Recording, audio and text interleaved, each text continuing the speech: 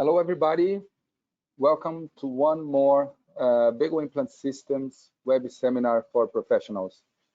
My name is Marcio Garcia dos Santos, and I'm part of BEGO Implant Systems education and clinical research team, and I will be the moderator of today's session. First of all, I hope that you and all your beloved ones are all in good health.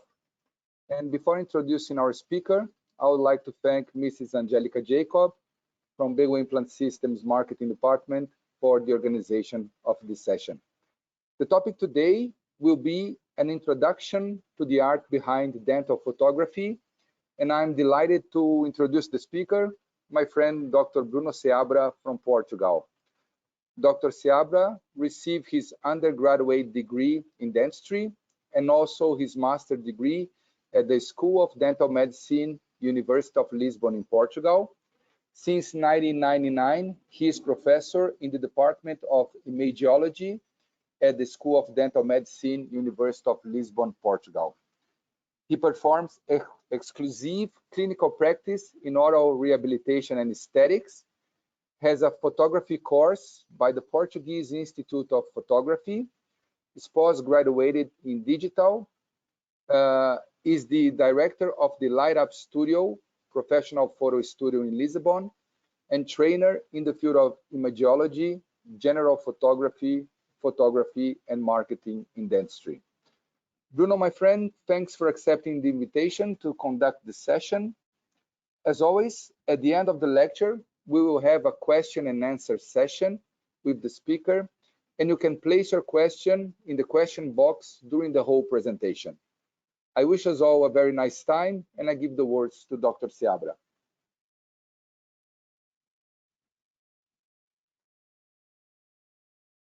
Bruno, you just need to turn on your microphone, please. I could speak like this. Like this also is good. Thank you, thank you. Good afternoon, or good evening, or good morning for everyone. I know that we are speaking for all over the world, so it's very nice to be here. And I want to thank you, Marcio, for the kind invitation. And I have to thank also to Hendrik and Eduardo Gonçalves from BEGO Portugal for this kind of relation. I think it's very important. So we'll start to see how we can improve our dental photographies in our daily practice. So I hope you enjoy very much the presentation, and in the end, as Marcio told you, you can place all your questions, and we don't have a lot of time, so some things that we might not talk. If you have any doubt, please just ask, and if I will answer you immediately. Okay, so dental photography is very important, of course, in our daily practice. So we pretend that you improve a lot during this presentation. As Marcio told, I'm a dentist and I'm a photographer, and so I have both of them, and it's really cool to know different doctors and colleagues and to teach them. This is a small video from our course here in Lisbon, in our studio, Light Up Studio, and here we have everything to train and to use and to try everything that you can use in dental photography.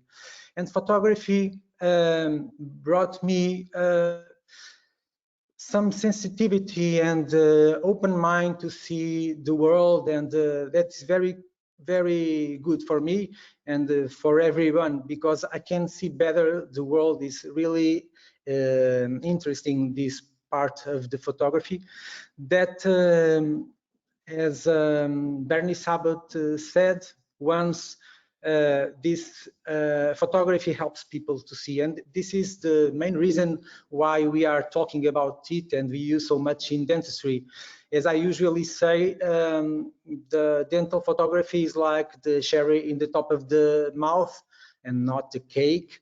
And it's important, starts on, of course, documentation of all cases that have, diagnose of problems our patient, education and teaching them what to use or not to use and how to wear everything, control the lesions along the time because we don't remember everything, and then also make collections like stamp collection of all situations that we can improve better every day, watch them again and again. And then photography can help us with the digital smile design, with simply drawing some lines and explaining to the patient what the problem is, and explaining and asking our colleagues their opinion, and even ask the lab to wax the teeth as we plan. And it's very easy to understand what the problem of the patient is. After that, for communication with the lab, it's very important also. For instance, here we have two photos, one with cross polarization and another without. And it's very important for color, for instance, to send to the lab these images, because it's much easier to get a better crown, a better work. And this is important for our productivity every day. Also for quality control, when you have two crowns here and we can check if the reflex of the light is the same as the lower teeth. So this is very important every day. Self-evaluation of our work, from simple case to more complicated case, but we learn a lot from watching our photos. For marketing, it's also important to motivate the patient for the treatments that we think that are best for them. And if we don't show them what they have to treat, it's very difficult for them to understand. For communication and explain all the treatment, we can use also dental photography, and as we see, they explain the patient what the problem is. And then using this mock-up, the patient will understand easily. I usually compare this with architecture. When you have a house, you don't have an extended list of things to buy, like paint and everything. You have a 3D of the house. So here is the same thing. It's much easier to explain to the patient what we want to them with this mock-up and using photography to show them. Also, patients want to see treatments that we had, so we have to photograph them perfectly, so we can we can show them later our work. Of course, they usually don't like this kind of photos with the gingiva and this hardcore photography, so they prefer much more like the initial and the final case, and they can see what we got it and the outcome of the patient. For marketing, it's also very important and interesting to use dental photography in the office.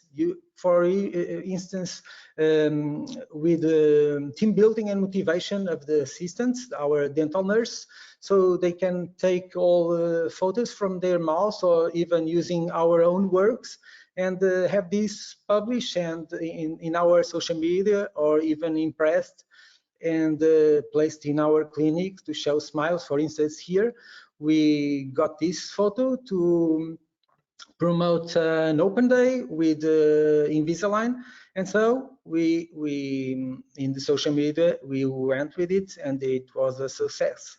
It's our own photo. For marketing, it's very important also to have in mind for scientific production that we have to have good photos, so that we can show even our patients that we are working hard and that we are good on what we do, and to share even with our colleagues if it's the case, when we give continuing education or workshops or webinars. It's very important to share. Working with products and with companies, showing our photos. After that, our image is very important, so it's important for us to have our best portrait and headshot and show our patients what we want them to see from us and transmit when they see our photo. Nowadays with COVID, you know that we are covered with things and patients don't even see our eyes, and it's very difficult to communicate and to get empathy without this kind of image that we have in the website or corporate photography from our clinic. So let's see how is the state of the art.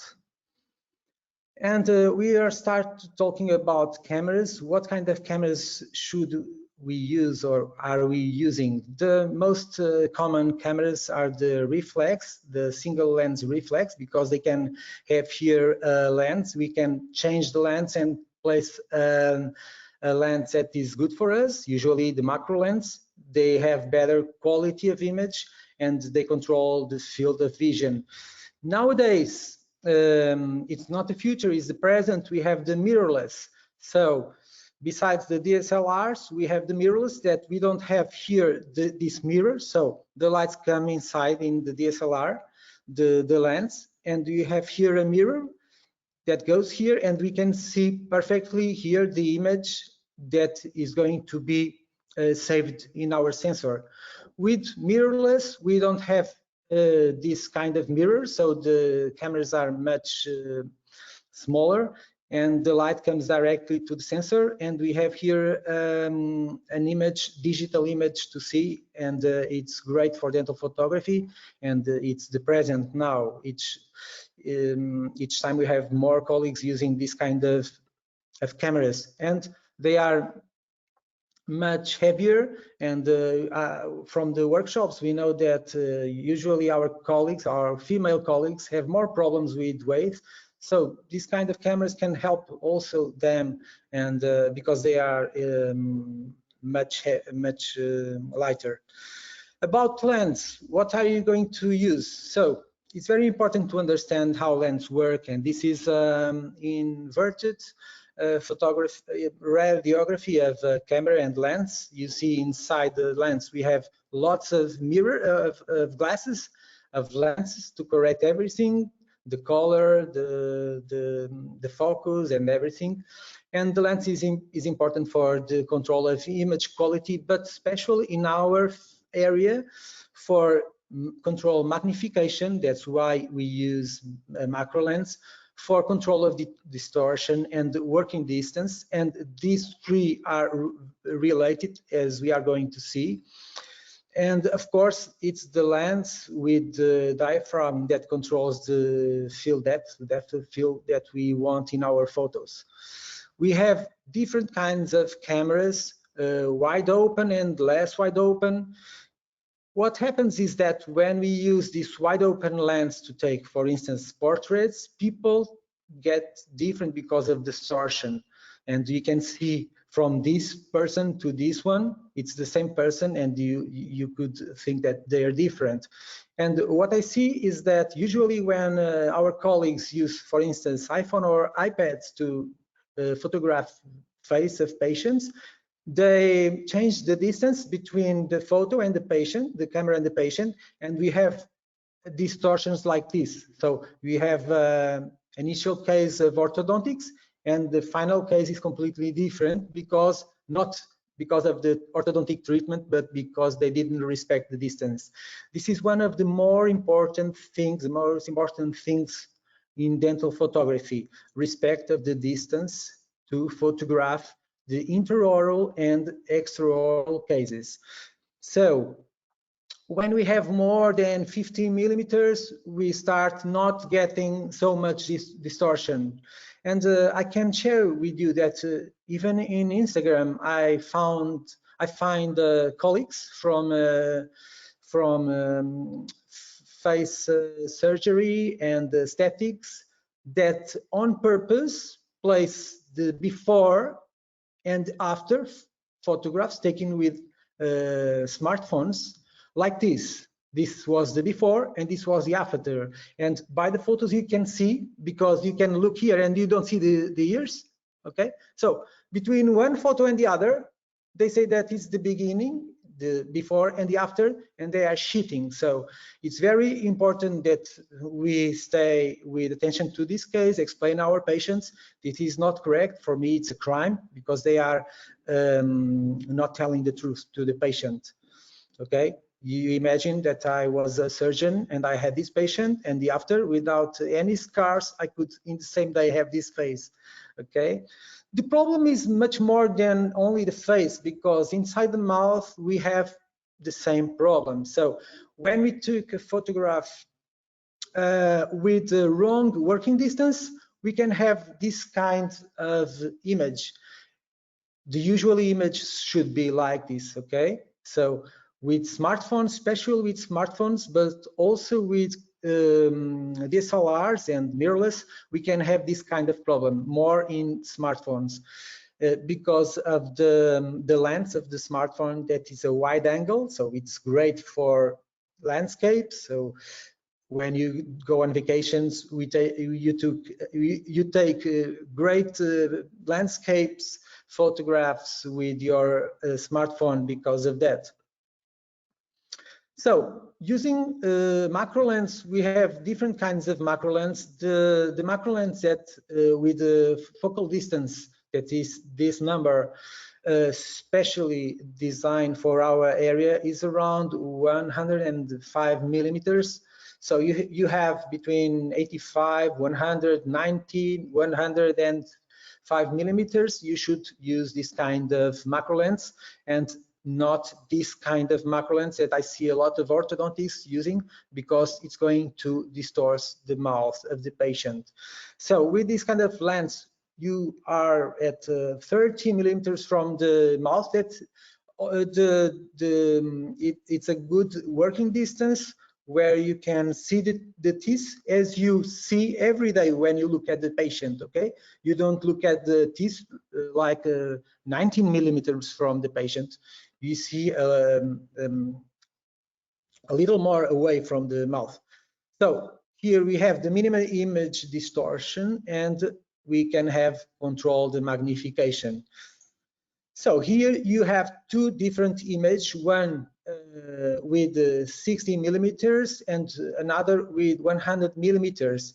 And we have these arrows, green arrows. The green arrows were taken in this side and the red in the left side with this image. And you can see that in this image, you have the same that we have with the face before. We almost don't see the posterior teeth, and we see the nose very big. So the central incisors are wider, you can see and compare here, than with using 100 millimeters focal distance lens. Okay, so this is very important. Imagine that you have a wax-up. I would like to receive a wax-up like this, and this is a problem just because of the photo. Can you imagine that you finish a case and you take the last photographs to publish and you have a mouth like this? It's not normal. You see that here is something that is wrong. Okay, so this kind of macro lens is great for macro photography of the nature. Is very relaxing. I am ask you and define you so that you can do this during your weekend. And it's very easy to take this kind of photos and learn much more from the nature. It's the kind of lens that we use for cook photography, for cooking, for food photography, and then of course making in our patients also these kind of photos and of works details that we have.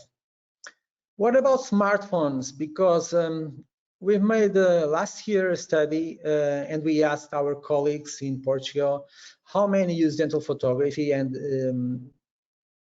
80% that said that they use dental photography, which what is a great percentage.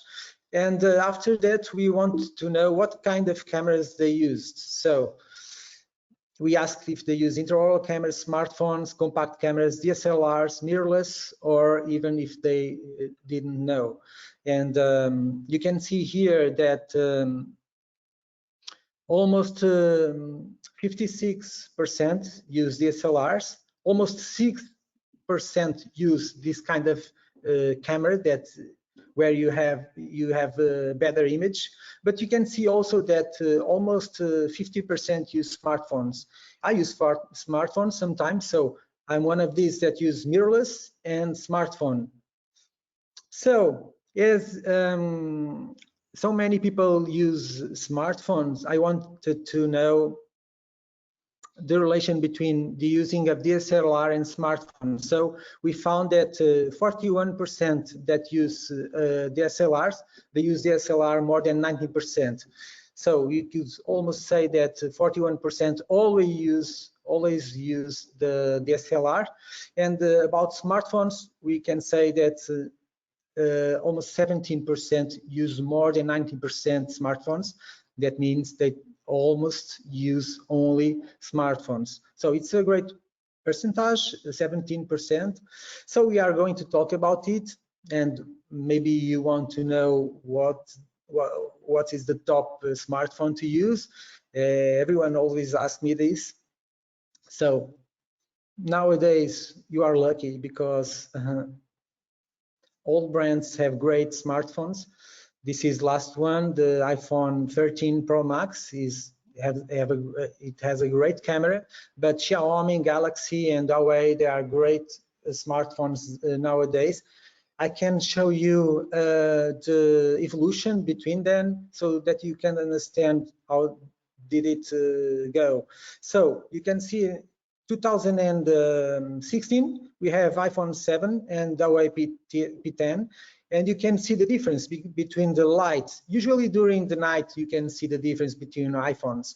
And I usually say that the mouth is a black hole. So we don't have light in the mouth. So if you want to test the smartphone, use it during the night. And the one that gets better image is the one that you are going to have a better result using it in the mouth. So, but this comes better with time. Here you can see iPhone, Huawei, and Samsung. During the day, they are all great, but at night you can see that we still have some differences. But this last iPhone 13, you can see an image from it, and you can see that it is much sharper with less haze here and more definition. So it's a great smartphone also to use. One of the best things that smartphone have today that didn't have 3 years ago is the optical zoom, because the problem was that when you took photographs, you can't go too much near the mouse because of the distortion, so you have to zoom it. When you zoom the camera, you are going to cut the pixels. So with optical zoom that they all have today, 5 times, 3 times, we always can get a great dental photo with smartphone without cutting the quality of the image. And besides that, maybe if you already use the smartphone to get dental photography, you can see that sometimes you see lots of noise, and even sometimes the image stay blurred and moved because you don't have light. So it's very important to have good smartphone photos, to have great light, and also this kind of new smartphones that have better sensors. So I wanted to see the state of art of your photography in dental practice.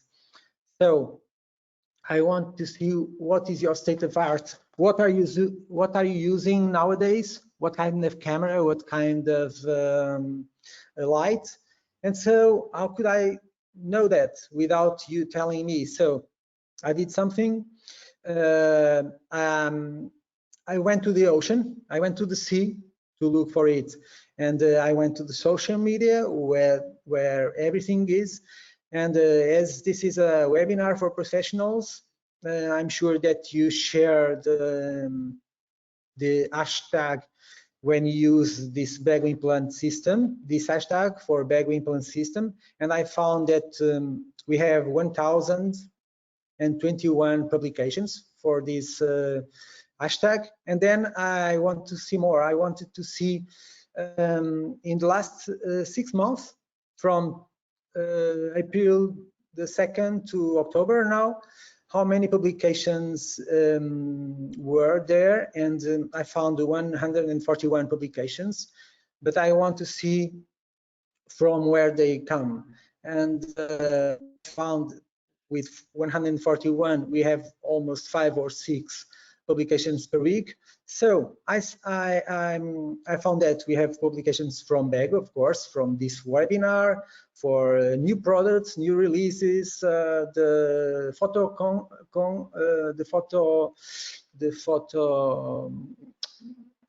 photography that they are promoting, but I wanted to know about clinical photos, because we have others like sharing have been in EDS, for instance.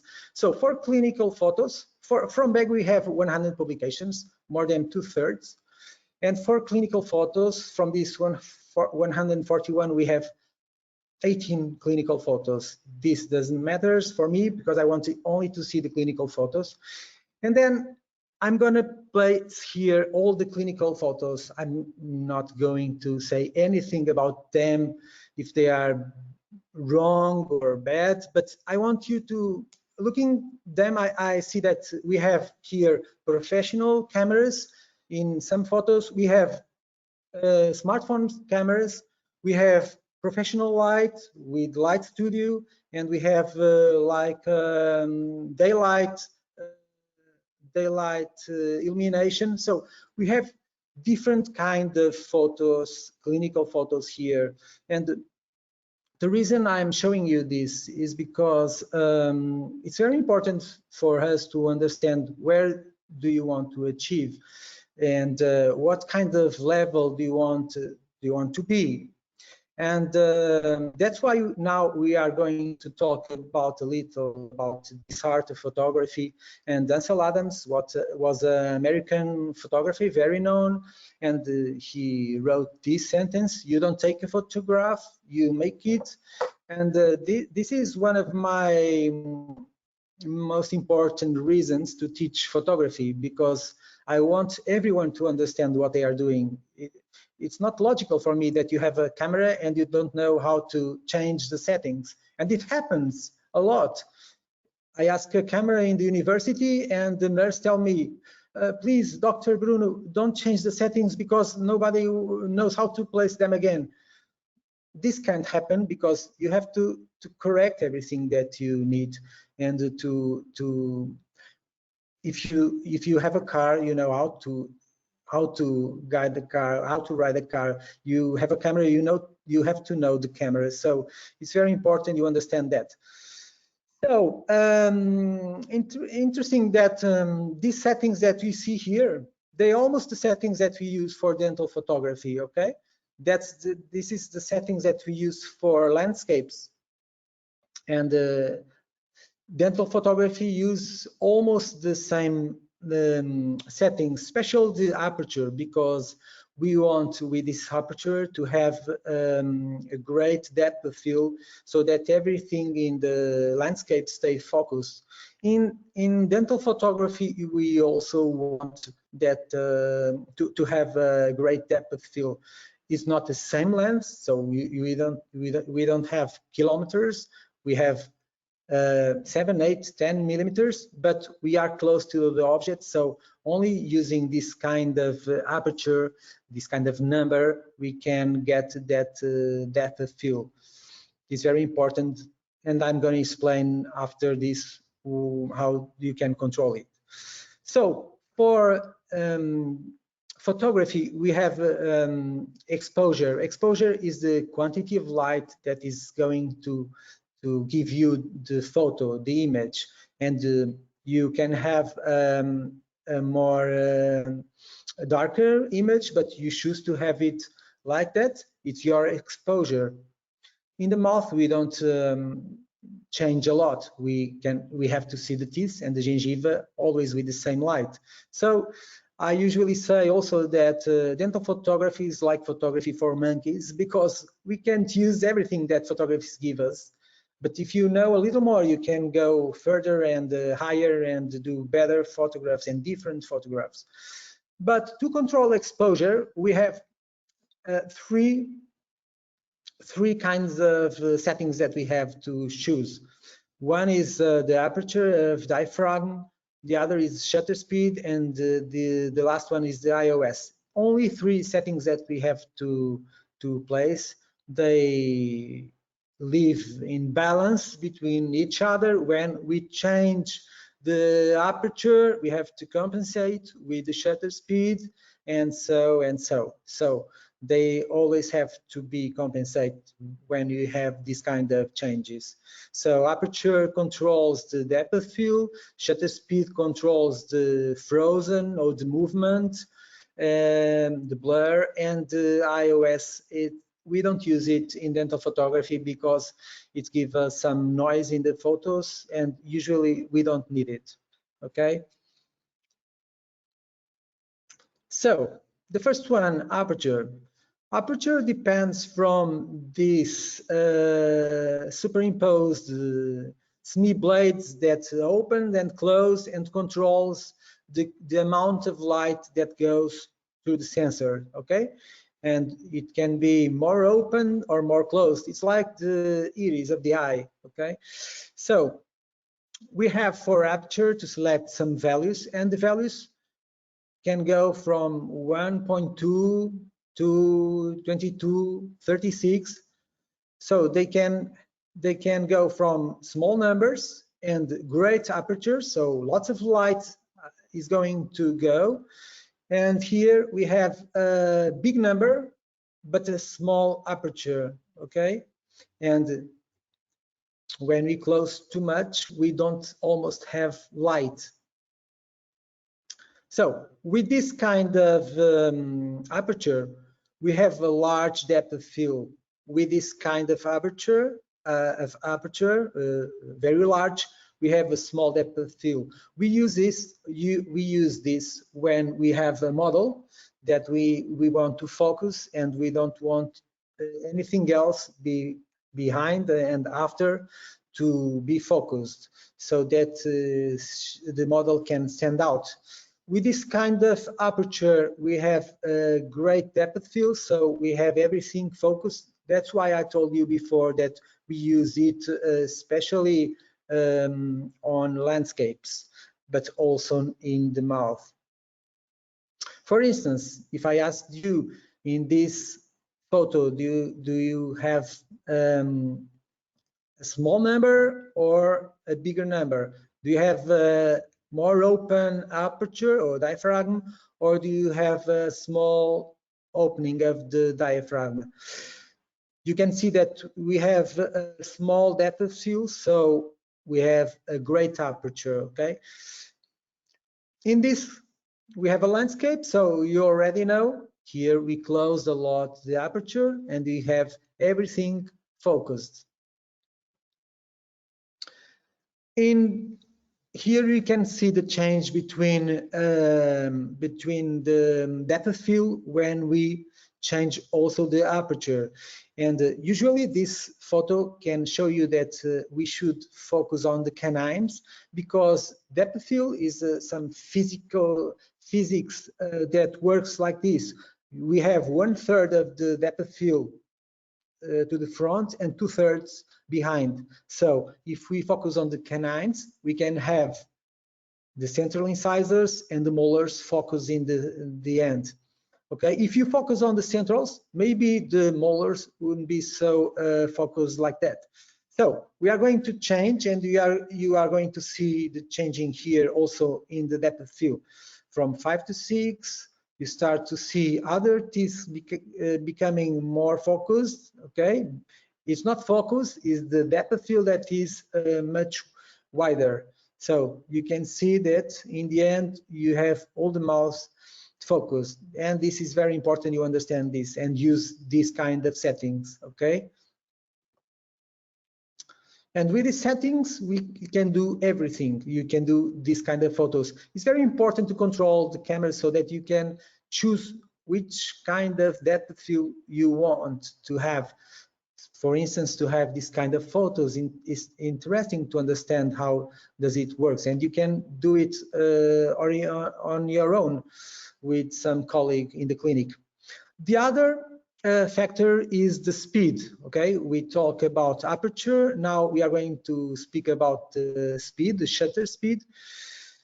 Okay, the shutter speed, it's like a window that's open inside the camera and lets the light go to the sensor, and it controls the time during that time the light is go inside the sensor. So you have high speed if it goes very quick, or you have a slow speed if it goes slowly. So we can have from 30 seconds of exposure. You know, it's open for 30 seconds. Lots of light is going to go inside, or we can have in the end one per 8,000 of a second. You can see, you can imagine 1 second. From here, we are always cutting half. So in the end, you can see that we can't imagine what this is, so much speed for take a photograph. Okay, and this is related. Here we have more light, here we have more dark, here we have more speed, and here less speed. Here the image can be more blurred and movement. Here we can frozen if we want to froze a kid playing soccer or something. For instance, here we have 25 seconds of exposure, and during the night the cars are not lighted by the sun, so the only lights that you get is from the car. So you have this trail of the cars for 25 seconds. Okay. Other side, you have a much more higher speed, 1 per 1,000 almost more, so you can frozen the bicycle, and even the tires, they are still and frozen because this high speed. The other factor is the iOS. We don't use it, but if you can, we don't use it lots of time in dental photography, but you can see here iOS 100 is the less value, and we can have much higher values if you don't have light. For instance, as I told you, you see that on smartphone you have that noise. That noise is because you don't have light, and the smartphone automatically is going to add some iOS so that the sensor have more sensitivity to light, so you have that noise. Here with a small image you can't see the difference, but here maybe you can see, here you have some noise, much more than in this photo. So what settings are we going to use in dental photography?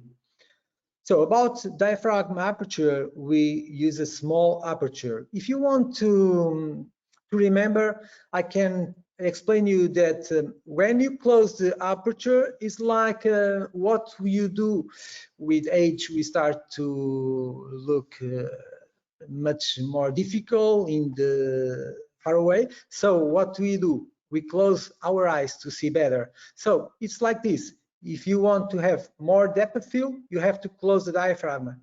You can have it in mind and remember it. So when you close your eyes, you have more depth of field. It corresponds to a bigger number of aperture. About speed, I didn't speak about something here. It's the flash. And for dental photography using DSLRs or mirrorless, we are using flash. And so with flash, we have to use the synchronization speed of the flash. So we don't have to do much thing. Usually 125, that's, or 200, that's what we use. We are going to see it after. The ISO, as I told you, we use the minimum. So if you took a photo with these settings, we are going to have this, a black screen, because we didn't turn on the flash. So if we turn on the flash with these settings, we get these kind of photos immediately, okay? So this is the exposure of the photo. We place the settings, we turn on the flash, and automatically we have this photo.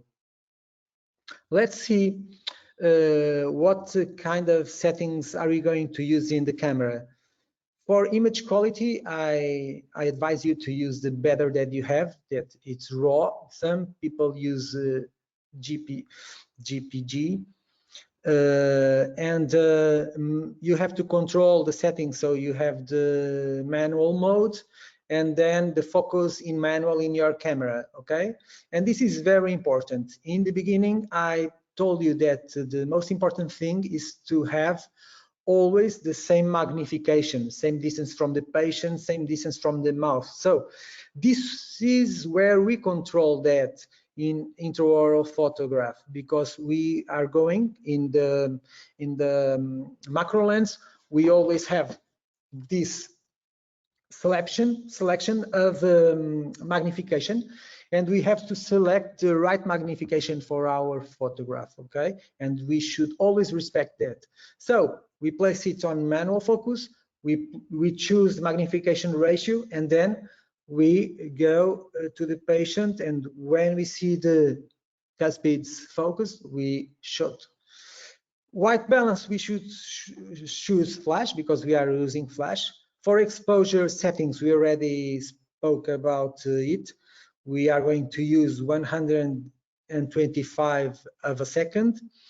For aperture, we already spoke about it. We are going to close the diaphragm to have great depth of field for intraoral photos. ISO, we use 100, and then the flash, we can use the ring, the twin flash, studio flash. On TTL, it means automatically, it means through the lens, or manually. That depends from the flash that we have. We don't have time to see it now, but if you need some help, I can speak a little about that. So flash settings, we can use the ring, the twin on TTL or manual, and we can model the light. So we can use direct light, we can use reflect light, we can use diffuse light, and this is going to be very important if you want to improve your photos, as I call it, so that you can get sexy photos, okay? For lens setting, as I told, focus manual, so we have to turn off the automatic focus and then choose magnifications. That depends from the sensor you have, but usually if you have a crop sensor, you should use this kind of magnification for this kind of photos that I show here. So resuming, for this photo, I use Canon R, is the mirrorless, raw image, mode manual, white balance for flash, metering mode for spot, and then flash settings. I use the twin flash, I use it on TTL, and I use the diffuse light with paper sheet, okay? Here we can see, now I'm using this kind of diffusers, because paper sheet is great. It has a great image and I love it, but it's much difficult to be in front of the patient with a paper sheet here. So I use it a lot, but now I'm using these diffusers that I like very much.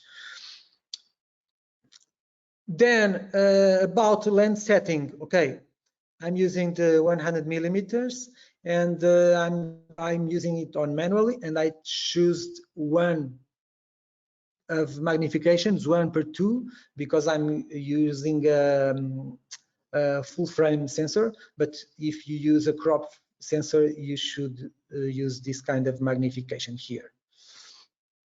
So this is kind of setups that you can have here for orthodontic, but it's important that you choose the setups that you need for your clinical practice.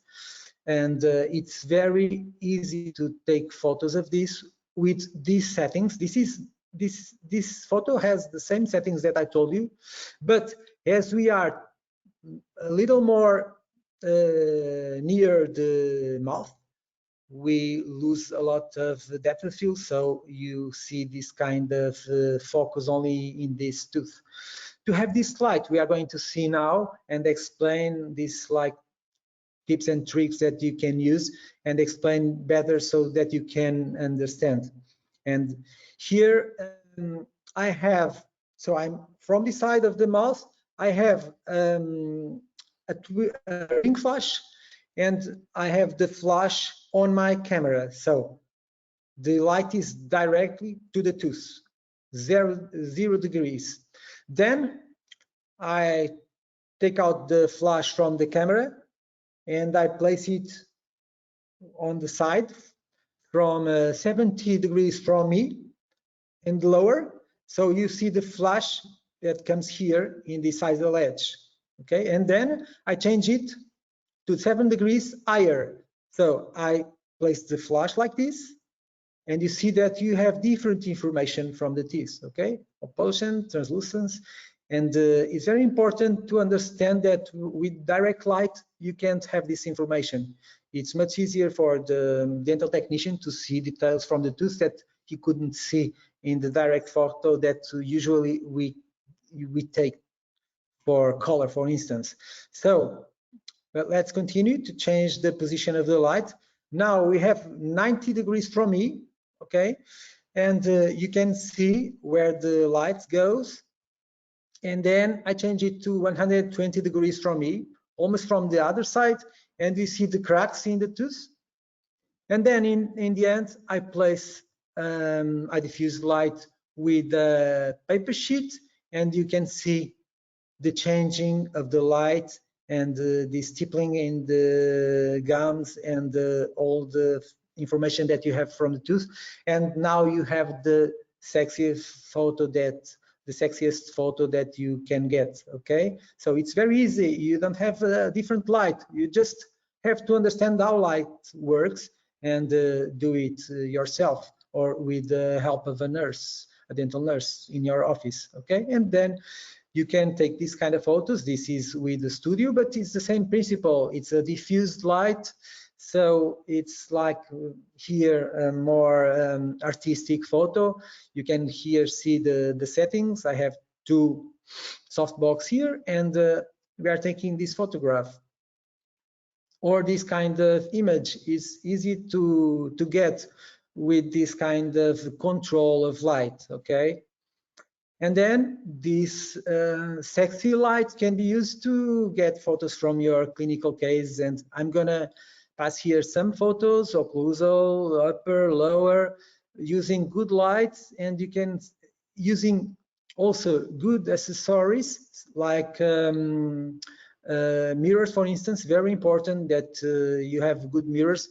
I can show you good mirrors because you have to have this kind of holding to place it in the right place. So you can do whatever you want when you have control light. The settings are always the same in all these kind of photos. I like very much for oral rehabilitation to take these kind of photos with the open mouth to see the interferences, to see changing the teeth, and to see all these kind of alterations. Here we see very important a sequence of occlusal photos from that patient, the oral rehabilitation, here the final restoration. But you can see that we are always in the same spot. This is very important. When you take photos, be always in the same spot and don't change, so that you can superimpose photos and learn more and be more it's very important so that people can understand what we did. And if you change photos, it will lose all the story. These photos are from my dear colleague Professor Paulo Mascarenhas and Dr. João Miguel Gomes from Portugal. They are great surgeons, and I asked them these cases to show you, and you can see that they are doing it perfectly. They are always in the same position. They take photos from each part of the surgery so that you can learn with them what you have to do, and their example is very important. And here I give you these photos so that you can see. And also this kind of photos, like now an occlusal, and then in the end, a special photo from BEGO's implant. And in the end, the photos of the patient. It's really nice to have patients with photos that they don't feel that they're dead or something. So it's if you want to go to another step, it's good to think about having a simple studio light in your office. So now I'd like to talk a little, like a conclusion, about the first steps to take great photos, and I speak a little about this 4th edition of the BEGO's Clinical Case Award. And it's important that after you saw those photos before, in my courses, I always see that people don't know what kind of photos they want, and they don't know how to say that this photo is good or not good enough. So it's very important that you can understand how can you go further, and how can you become better. And it's very important that you get great photos from your patients. So the first step here is that you understand that it's not the gear that is going to get you the better photo. So here you have this photo, and it's the eye of the photography. We always say, when I have these kind of photos, people ask me, wow, Bruno, great photo. What camera do you use? Okay, it's not a camera. If I gave you a Stradivarius, you are not going to play anything. You have to understand how it works, okay? So I repeat, it's not the gear, because I don't tell you that Canon or Nikon or Sony are better from each other. They are great. They are all great, okay? And when you have this kind of gear, you just need to have a camera, a flash, and a macro lens to take your photographs. And the difference sometimes between your photo and the photos of your colleague is the control of light. It's like the little apple that is here, okay? Sometimes it's the only difference. And even with a smartphone, you can take great photos, as I told you, okay? That is not an excuse. So, but you have to respect photography wherever you use a smartphone or a DSLR, of course. The second step, I called it step upping, okay? That means that this is related to settings, it's related to setups, and it's related to step up. So first you have to understand that when you choose the right gear, and that depends from what you want to achieve, what kind of photos you want to produce, of course, you have to understand the settings and how can you use it. And then you have to understand your setups and always respect that. And with that, you can have a step up on your photos and go further and go to another level. It's very important. I know that if you don't take good photos, you are not going to publish good photos. And you know, last week I have an online appointment with a patient from an Iceland, from Portugal, from Funchal, and he told me that he wants to do the treatment in our clinic because he loved the photos that we have in Instagram, the clinical cases. So it's important that you have good cases and you share them, okay? So the stepping up, it's related also with the checklist that you have to have. When you do surgery, your dental nurse know exactly what you are going to need. When you do dental photography, your dental nurse has to understand what we are going to do, and not asking when you tell her, Sophie, we are going to take photographs, and she asks you, do you need the mirror, or do you need anything? So they should know that what you are going to use in that time. So you have a checklist for the intro of photography, and one of the most important things, as I repeated before, is the magnification ratio that you have to choose. I'm going to take a photo from the mouth, so I have 1/3 of magnification. Then, like an airplane, you have to go to the mouth, and you know that you have some lines that you have to respect, like Caspid lines, like incisional lines, or the eye lines. So that lines, they are going to take you to the airport of your camera, so that you can land your photo perfectly inside the mouth. But are other checklists that you have to respect, other points, like cleaning, vacuum the saliva, like dental plaque, and everything that you should clean, so that your photo become perfect, that you don't have more time after taking the photos to get it perfect. Okay, so it's easy with these settings. You can see the settings to have perfect and artistic photos. So another thing, as I told you, is the sexy light. You have to understand how light works, so that you can have better photos.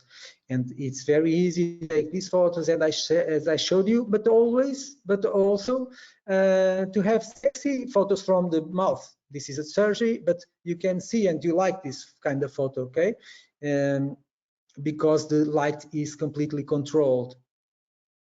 So the fourth step is what I call the roles. The roles comes from raw and rules, and roll, because I want you to use roll, because raw is the original image. It's not edited by the camera. So in terms of medical legal aspect, this is most important aspect, because this is the only proof that the photo is yours. So if you publish photos and someone publish it, you have the proof.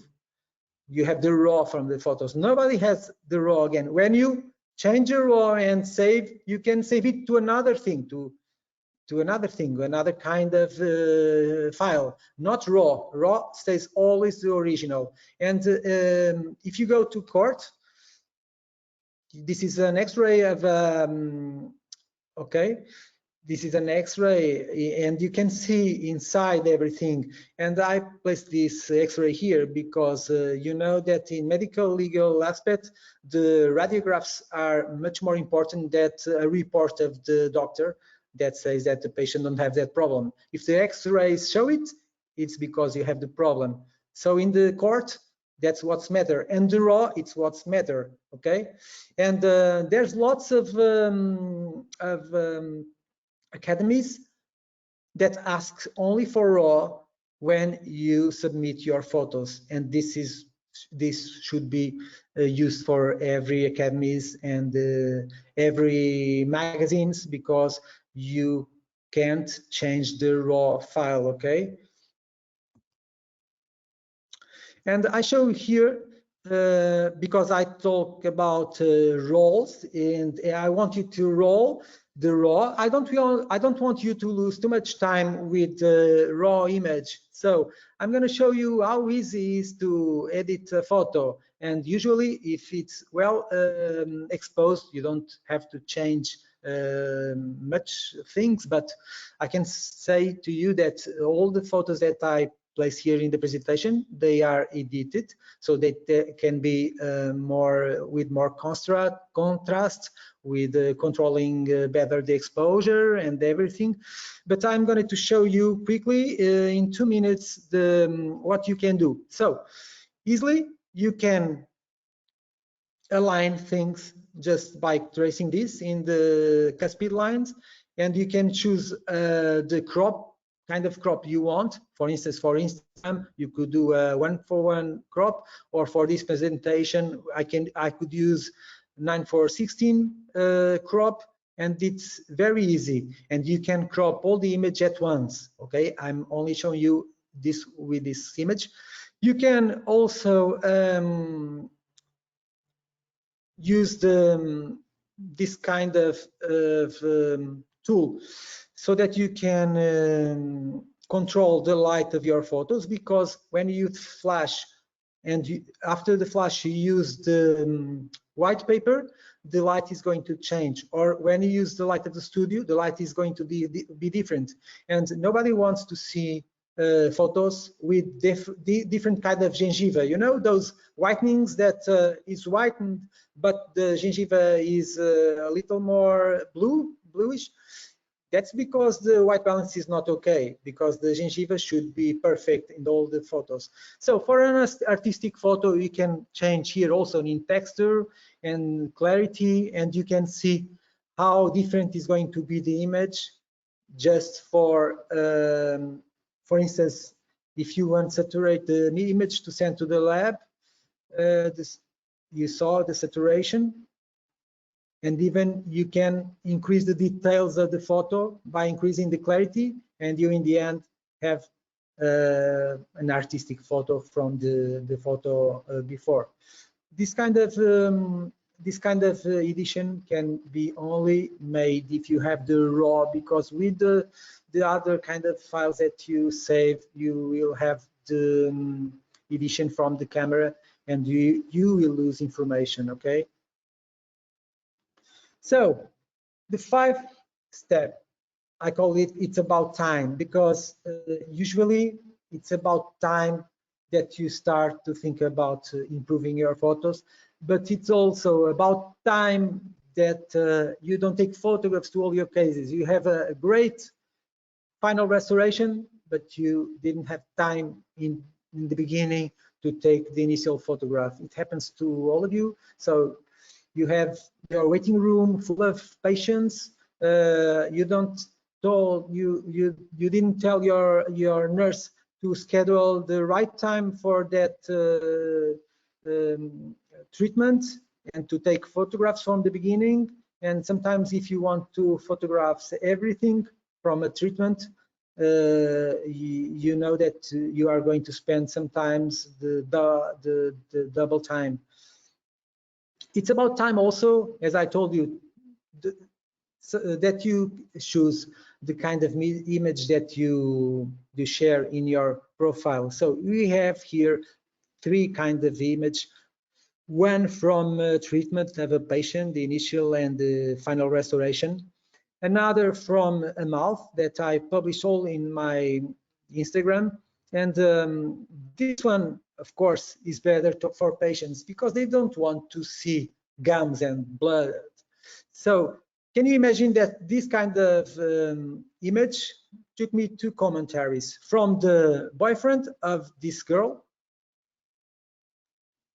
and from a friend of mine that told me that this looked like Alien's mouth. Okay, do you remember Aliens from the movie?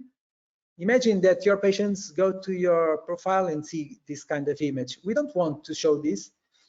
This is an image to share with doctors. If you have a profile, if you do workshops, if you teach some colleagues, it's important you have it, not in your clinical Facebook profile. And this kind of image is good for companies to share and to share image. I'm going to show you the face of this teeth, and you can see that it's not like Aliens, no. Okay, she's very beautiful. So I hope you enjoyed. I finished. Thank you all. I'm going to read only this quote from Salvador Dali. A true artist is not one who is inspired, but one who inspires others. And I hope I could inspire you to have better photos. And I want you to ask anything that you want. And I want to help you a lot to improve your photos.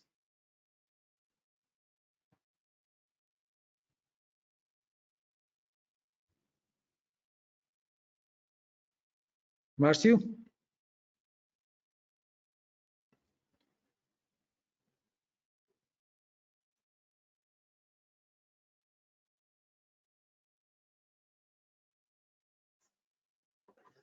I'm sorry, I think Marcio has a little bit of technical problems, but he is still on his way.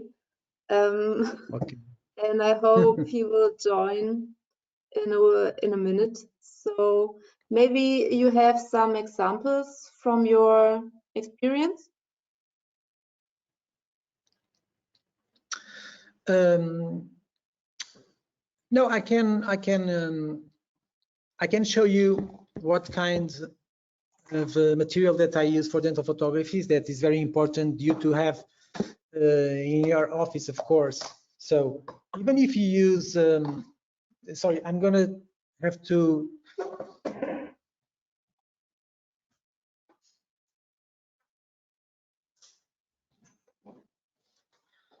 The battery. So even if you use smartphones, you should use the same materials for the dental photography. So you can use mirrors, and this kind of mirrors that I like most, they're from German. For black contraster, I use this kind of things, you know. It's very important to understand how they work, but they're cheap, and you can use, and is very good. And this kind of retractors, black retractors, smaller and bigger ones, okay. And very important, I don't have here, it's the lip for occlusal photography. You should use the lip retractor, okay.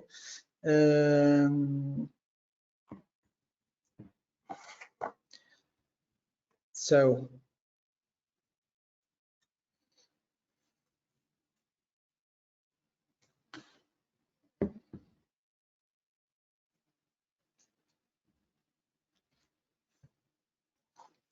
Okay, so here I have a question. Hello, what do you do to make sure to keep the same distance and angle from the patient or case?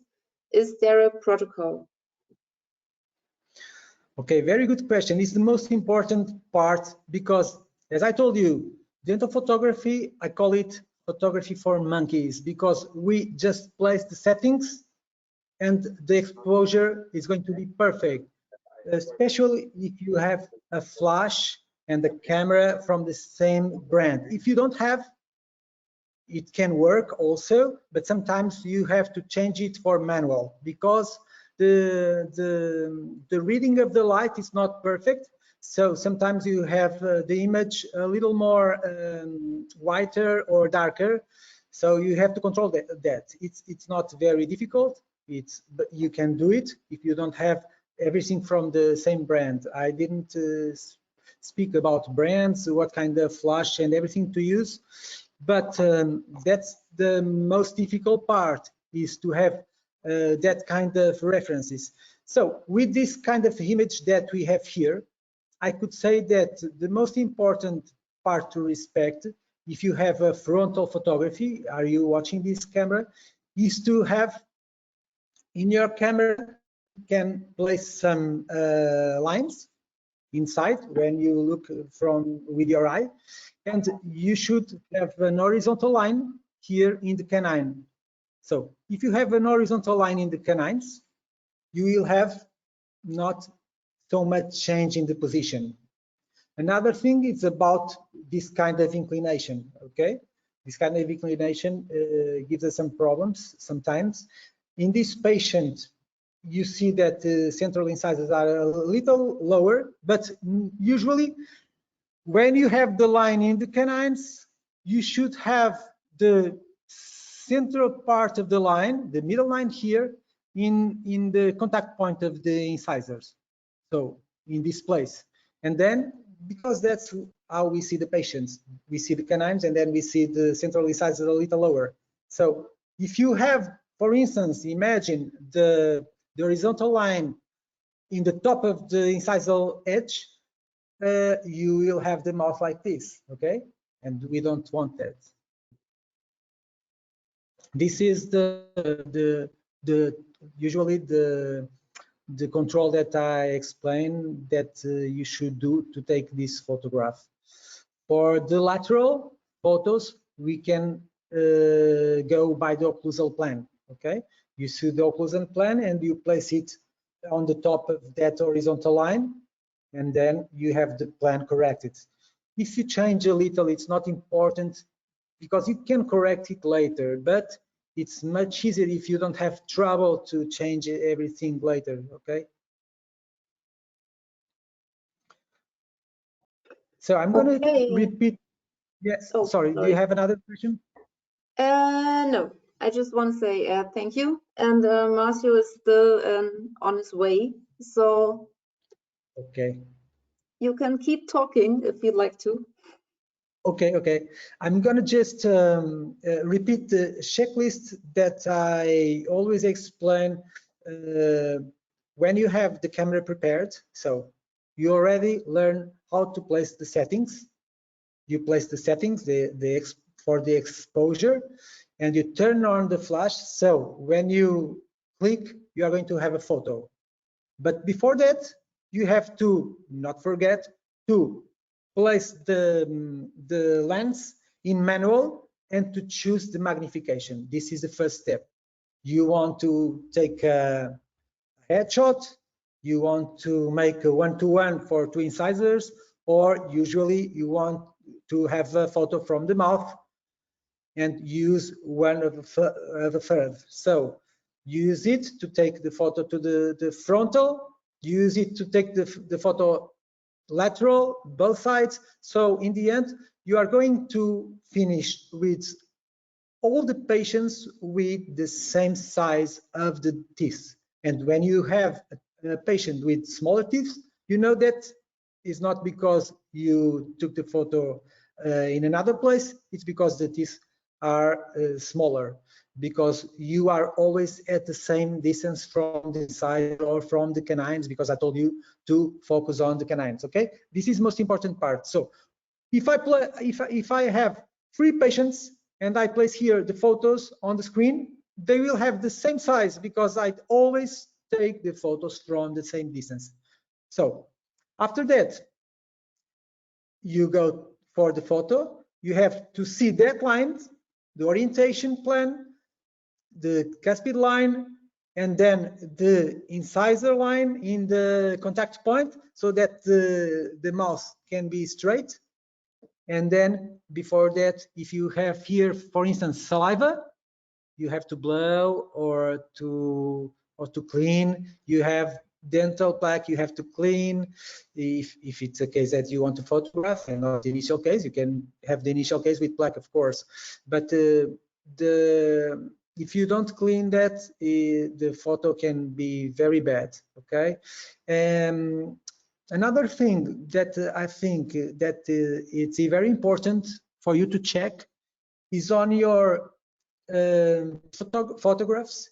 If you use DSLR or mirrorless, if you have spots in the photos related to the dust in the sensor, okay? And how do you see it?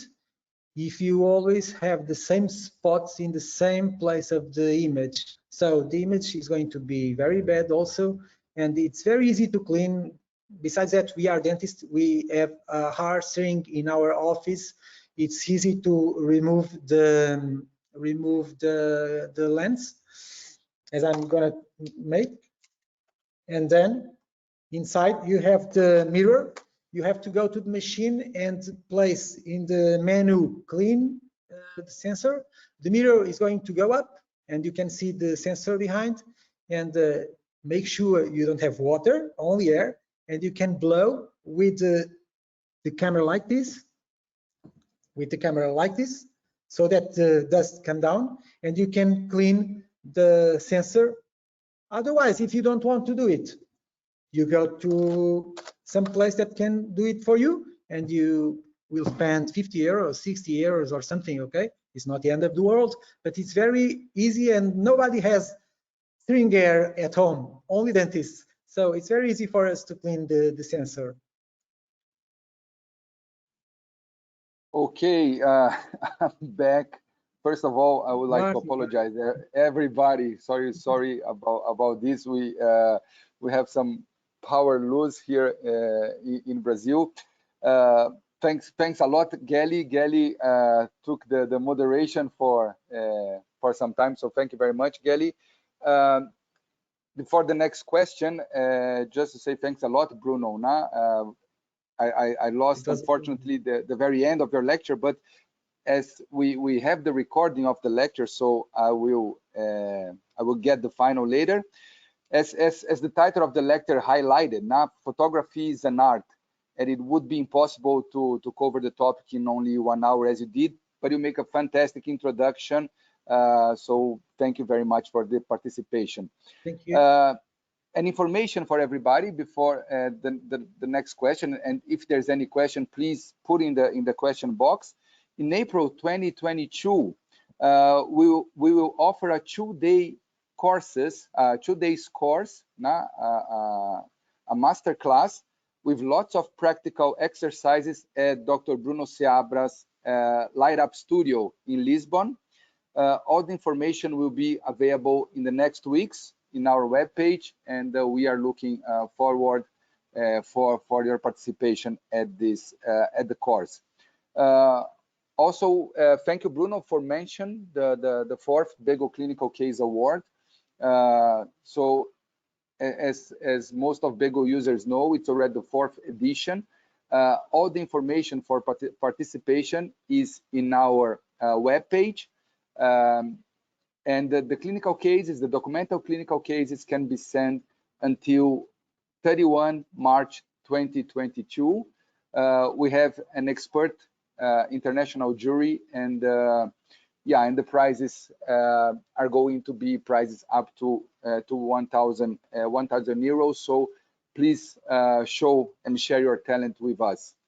Okay, can I send my cases? Of course, and also please, Bruno, maybe also interesting. I'm here only to help. No, but it would be also interesting. You have the project of your magazine, also called The Art of Dental Photography. Maybe you can tell a little bit about the participants, about your project, which you also receive cases from colleagues from all around the world. No? Yes. Now it stopped because we had a problem in the edition, so I want to go further with it also, but now it stopped, unfortunately. Okay. But yes, the goal is for that. It's for sharing photos from dental photography, so that everyone can learn with each other, share products that people use and like, so that others can use it also, and have topics about day life photography, so that anyone that likes photography and has all this gear in the office can at weekend at least take great photos from nature or their kids or animals, pets, and everything. Yes, it's a beautiful project that I want to continue. Thank you for talking about it. Yeah, and yeah. So I also want to, as you talk about it, I also want everyone to invite everyone to come to Lisbon. Lisbon is one of the greatest city to visit. You have everyone speaks here Portuguese, so you won't be lost. The food is great, the time is excellent, so you have a great opportunity to visit Lisbon and learn much more about dental photography here in our studio. And thank you for talking about that. It's our pleasure. I already saw one course of yours. The second time I follow you in social medias, and I also recommend to the colleagues that are attending to follow Bruno in social medias, also to always check the updates regarding this magazine project. So yeah, also, what can I say? Lisbon is a fantastic city where virtually everybody speaks English, so it's a very easy city to be. One question from Dr. Login, Johan, can I have the video of this webinar? Yes, this was agreed with Dr. Bruno Seabra. Thank you, Bruno. The recording will be available in our web page. We're just gonna edit it, and in the next days will be available in our web page. The colleague Adriana Gudia asked, for the photos with occlusal mirrors, the settings remains the same, Bruno? Yes, that's a very good question, because sometimes I see colleagues that say that for occlusal photos change the settings.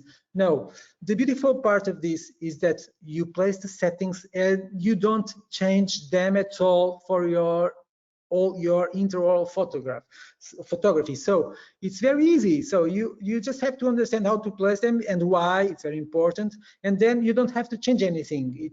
It's not logical, okay? You don't have to change anything. Sometimes you have to change the magnification ratio so that you can have all the mouth. So a little, only a little, but the settings, you don't touch them. And sometimes I even say, when you're in the beginning, if you want to make portraits, you don't change the settings. You just change the camera to the automatic mode.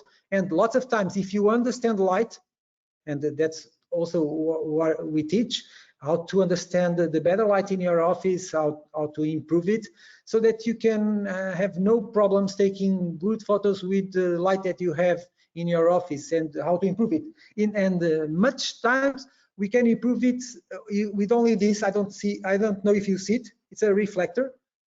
You can have it for $5 or $10 in the eBay or something, and you can improve a lot your photos with this kind of reflector, because the lights come from the top on your office, and if you understand how does it come, you can reflect it to light the patient where you have the shadows, so that the photo looks like almost a professional photo. If you don't have a studio, you have to edit the photo so that he can send out, and don't have that gray background that we always have. That's a very important thing also to understand, how to take good photos of portrait, because you always think that if you have a white background, wall or something, you have a white photo background. No, you have a gray background, because the background is not lighted by any source of light that blows the light so that he can stays white. Okay, Perfect, thanks. Probably Angelica told you, but the colleague Alexia Martins was sending congratulations, excellent presentation, and thanking you, Bruno. And the colleague George, which makes the first question, who made the first question, saying thank you for the interesting course and for answering my first question. I know this is a little sensitive topic, so feel free to, maybe you can say in general, but he asked how much time do you spend for a session, probably a photo session, and do you charge for it? So you are talking about not dental photography? I believe, yes. Probably, I don't know, maybe George can tell us a little more, but probably when you do, the extra.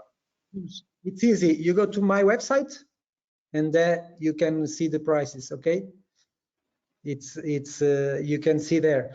So that depends from the kind of session that you want. If you want just a simple headshot for like LinkedIn, or if you want more professional for communication in Instagram with different goals, with imagine an orthodontist with the models, with changing clothes. That depends from that.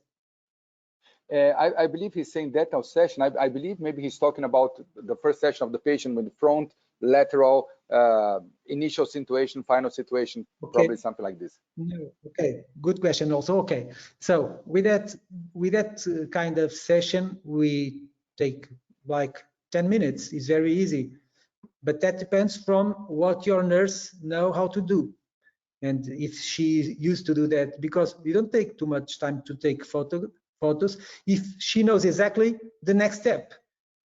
Because you take a photo, we change the the retractors and the photo, it's like 125 a second, so it's very quick. In studio also we have a camera with the settings for the studio. You go there and you have 6 positions, so 5 minutes you have the photos. We don't charge for that now, okay? We use it to grow the value of our appointment, and so that the patient can see that we are different. We are really happy to have him there, and we want him to believe that we are the best thing that happens to him. Okay, I believe this Like answer. Perfect. I believe this answer George's question. You can send us a feedback. So at the moment, we thank you for answering and sharing the knowledge. Yeah, thank you, Bruno, and also thanks you, George, for joining us in this session. Thank you, George. Okay. Yeah. If at this moment we do not have any more questions, then once again, maybe Bruno, you can share if you want. Once again, your social medias. Gelly maybe can give Bruno the moderation. Bruno, just share the social medias with the participants. No, my Instagram is Bruno_Seabra_photography. You can follow me, and you have here in this screen my website, brunoseabra.com. Okay, so if you want to see and know a little better, you can go to my website and find more there. Perfect. So I would like to thank you, everybody, for the participation. Once again, thanks, Gelly. Thanks, Bruno. Sorry, everybody, about this little interruption. Don't worry. Yeah, thank you. We're gonna be back on the 20th of October with the colleague Matej Kulis from Slovenia in our next web seminar for professionals. So thank you, everybody. Wish everybody a nice evening. Thank you. Good evening for everyone. Bye-bye.